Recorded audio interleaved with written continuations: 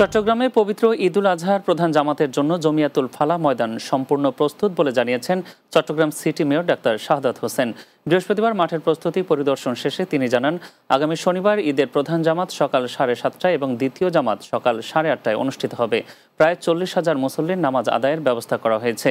এ সময় উপস্থিত ছিলেন চট্টগ্রাম সিটি কর্পোরেশনের নির্বাহী প্রকৌশলী তৌহিদুল ইসলাম, সহকারী প্রকৌশলী অনিক দাশগুপ্ত, ফখরুল ইসলাম সহ অন্যরা। চট্টগ্রামের ফিশ ল্যান্ডিং সেন্টার পরিদর্শন করেছেন চট্টগ্রাম সিটি কর্পোরেশনের কর্মকর্তারা। বৃহস্পতিবার সকালে নতুন ফিশারি ঘাট এলাকার চট্টগ্রাম সিটি কর্পোরেশনের রাজস্ব কর্মকর্তারা ফিশ ল্যান্ডিং সেন্টার পরিচালনার সাথে জড়িত মৎস্যজীবী সমবায় সমিতির নেতাদের সাথে নিয়ে মাছ বাজার পরিদর্শন করেন। এ সময় উচ্চ আদালতের স্থিতি আদেশ উপেক্ষা করে বন্দর থেকে লিজ নেয়া জমিতে বেআইনিভাবে চসিকের খাস কালেকশন, পরিবহন ও সাধারণ মৎস্যজীবীদের কাছে চাঁদাবাজি সহ বিভিন্ন অভিযোগ রাজস্ব কর্মকর্তাদের কাছে উপস্থাপন করেন মৎস্যজীবী সমবায় সমিতি।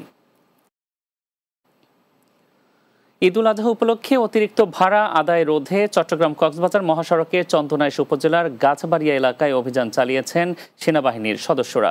বৃহস্পতিবার সকাল থেকে বিকেল পর্যন্ত কক্সবাজারগামী যানবাহনে অভিযান পরিচালিত হয়। অভিযানে নেতৃত্ব দেন সেনা কর্মকর্তা ক্যাপ্টেন আরএফ আসমার জয়। তিনি জানান, নির্ধারিত ভাড়ার বাইরে অতিরিক্ত অর্থ আদায় করা শাস্তিযোগ্য অপরাধ। সেনাবাহিনী নিয়মিত নজরদারি চালিয়ে যাবে। কেউ নিয়ম লঙ্ঘন করলে সঙ্গে সঙ্গে ব্যবস্থা নেওয়া হবে। জানাবো খেলার খবর।